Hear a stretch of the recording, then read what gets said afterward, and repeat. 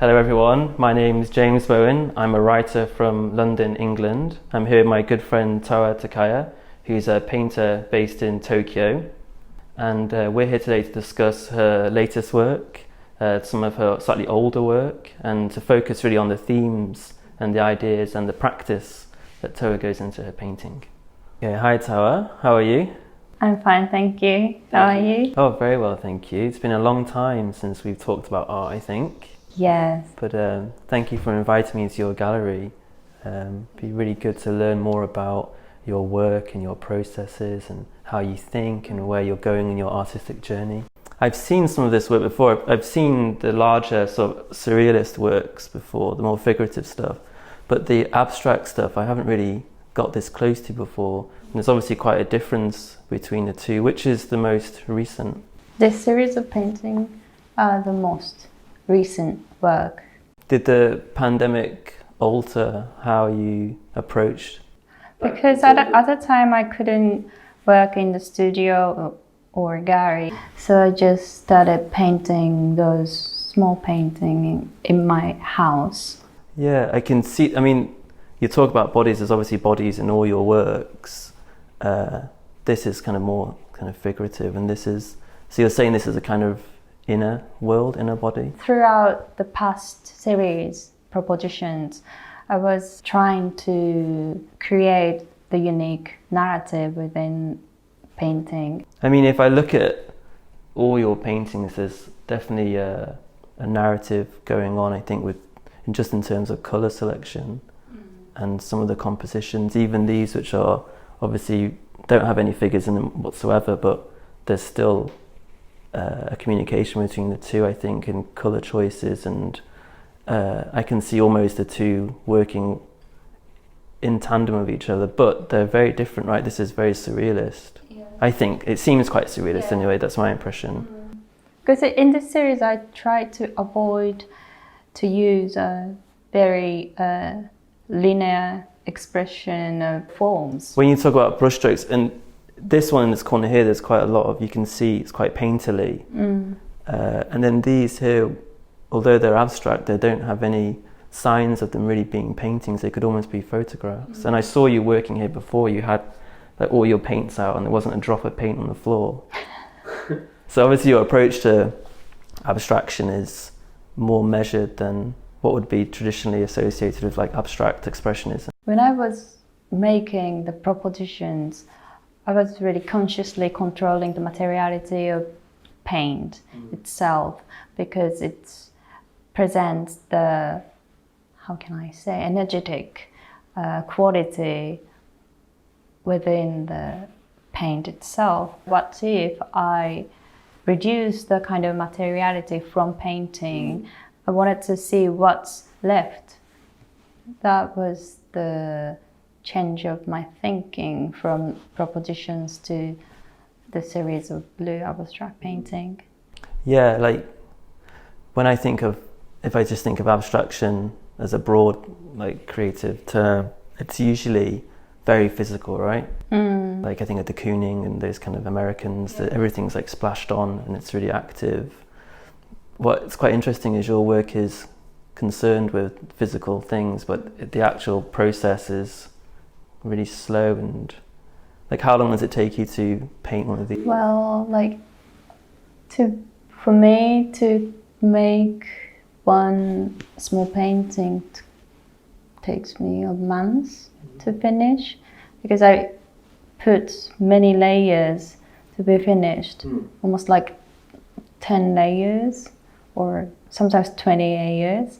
The top line of blue painting revealing the idea of skin or underneath the skin, but the second line can be a mirror to look ourselves. In a way, that's the exterior and interior. Well, when I think of blue paintings, I think of like slightly melancholic pictures, but these don't strike me as melancholic at all. But then it relates to, I guess, like sea, space, water, things like that. But I see this kind of mark making in think proposition Yes. 14. Down in the Actually, corner. I developed the series of blue painting from the part of, proposition 14. I use the abstract part as the symbol of undifferenced state of being. It's everything. Okay. Like before birth or? Before birth, I try to represent pure motion of physical movement. That was the starting point of this series of blue small paintings. In the beginning, I was trying to describe the pure movement of, body, but eventually, because of the color or lines I draw, it can be seen as the bottom of the sea or maybe somewhere in space. So I really enjoy the kind of journey of the perspective given. But in this series of blue painting, I was talking about time. And when I look at them, I feel they're very kind of sort of therapeutic, right? Yeah, it's not really about meaning. It's about how we can perceive the world and how our consciousness engage with certain kind of time. And when you chose this type of abstraction, was it with that in mind, the idea of it being therapeutic, or were you just also looking for another form of abstraction? Another form of abstraction, I suppose. In American expressionism, the way of using painting is very aggressive. So, and I really like the color and brush strokes they created. But at the same time, what the painter can do in the abstract painting in 2020s, what was the essential aspect constructing abstractness in present day. Yeah. The softness of painting I make, like those blue abstract paintings, I really like the photogenic quality of the image, even though it's oil, but... And you were painting these during COVID, but they seem more like relaxed and versus... Because a proposition is about moment, episodic experience. So it's about event and accident. So I need more impact comparing with those paintings. What I was trying to do is to describe two main characters, which not really character, but the idea of femininity and masculinity and how each responds to each. Then maybe like delivering life is a quite pleased event, really the moment of celebrating.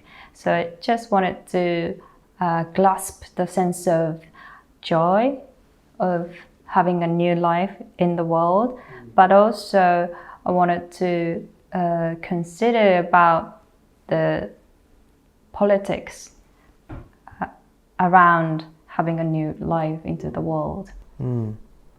In Proposition 15, I wanted to analyze the structure of gender politics. So I consciously paint the anatomical junction and ambiguity of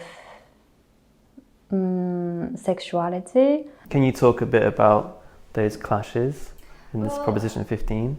I actually, dropped the paint underneath of another layer. So lots of things are going on, but it's very experimental. But why propositions? Why the title Propositions? The title of Proposition actually came from the Wittgenstein's Tractatus Logico Philosophica, but the reason why, I don't know, I use the references because the idea of masculinity or femininity can be a linguistic term as they are. So I just wanted to focus on how image actually create meaning with figure.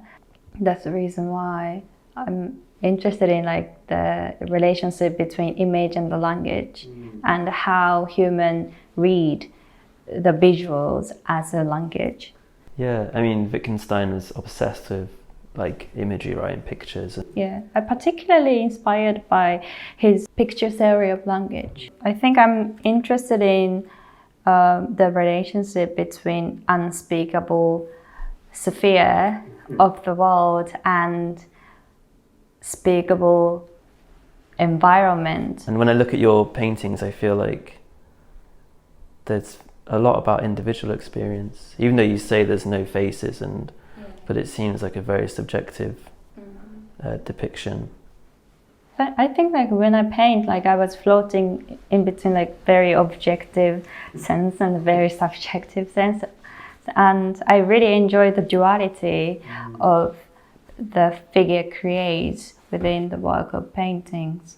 Throughout me producing propositions, I really enjoy the process of deconstructing things into meanings and how I use those metaphysical representation on the canvas. Even the title proposition, I mean, it obviously refers to Wittgenstein, but I think if you didn't know Wittgenstein, you just think of the word proposition itself. It's probably quite difficult to. Do you like that it's slightly difficult to read, or? I don't know, because that is the way. That is my own way to communicate with others, like almost philosophizing and deconstructing the environment where the things usually positions. Okay, so maybe we should talk more about the other paintings in the Proposition series. In particular, maybe Proposition 16. Yes. Fatalization and dignity. Yes. Is that different? Does that have a different narrative purpose to the picture that has more sort of gender focus? Yeah, when I started Proposition 16, I was trying to make very different narrative on next proposition. So I started reading The Flower of Evil and Beyond Good and Evil. So I wanted to think about the dark side and negative side of human emotions. That was the starting point. The theme of picture was the struggle. So maybe like suggesting violence, being hurt and losing something precious. And so I created two men, can be one man, moving his own body like a struggling, literally struggling with the situation. And also I wanted to use the color of red. You know, in the end I set it up the curtain because the story I wanted to paint was based on the negative legacy of human history. So I wanted to make the painting more theatrical. Yeah, I mean the curtain I find really interesting. It reminds me a bit of, has that Lynchian quality, like the redness and the idea that there's a staging, right? Like there's a kind of performative aspect to violence, and then there's the building as well in the corner. What's the building? So I wanted to describe our nature. I mean, we use the things or knowledges, even we don't know what it really is. So that kind of danger leads us to the critical circumstances. So I don't really believe art can, achieve world peace, but still yet, like maybe I can problematize complexity of our world. What I can do is just collecting the references in different languages. So I have to deal with like different perspective, but somehow I have to, gather them into one canvas. There are motifs I see, like there's the peacock. Yeah. Repeats. Yeah, I repeat peacock over and over again, even before the proposition 14. It's the symbol of eyes, so symbol of mass consciousness for me, and also the symbol of how can I say, rebirth. When I look at the contrast between these smaller blue works and the propositions, there's a big difference, right? Like these seem very busy and there's a lot of activity and physical stuff going on. What's the sort of motivation behind this? In propositions, because the canvas I use is quite massive, so I can put lots of information on the surface. At the same time, I was questioning myself what kind of elements can be the essential in my work of paintings. So eventually I enjoy playing with the duration of time scale or scale of perspective. But now that you've done this series, are you finished with the propositions? No, I'm planning to make proposition 17, and however, the difference between proposition 17 to 20 or 21 and proposition 14 to 60 is the fact I produced those blue series of paintings. This experience changed me a lot. The way of using brushes changed, and how I consider the surface has changed. And finally, I just get rid of all those ephemeral elements from the painting.